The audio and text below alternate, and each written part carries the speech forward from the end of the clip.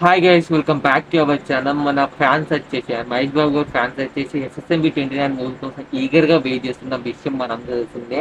And ఇప్పుడు మన రాజమౌళి గారి world wide box office collections అయితే చూస్తున్న హైయెస్ట్ కలెక్ట్ చేసిన మూవీస్.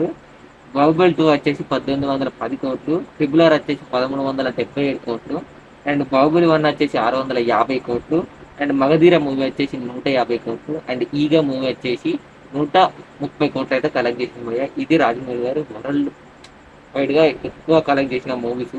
అండ్ ఇప్పుడు ఎస్ఎస్ఎంబి 29 మూవీ రాబోతుంది. అండ్ ఈ మూవీని వచ్చేసి 120 దేశాలు అయితే మూవీని అయితే రిలీజ్ చేద్దామని ప్లాన్ చేస్తున్నారు చెక్కన్న.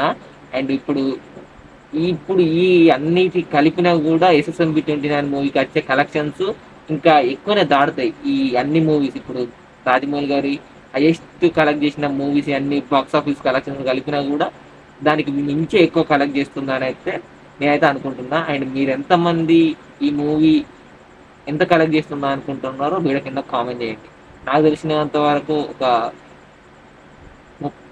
3000 కోట్లు కాదని నేను అనుకుంటున్నాను. మీరు ఎంత అనుకుంటున్నారో వీడియో కింద కామెంట్ చేయండి.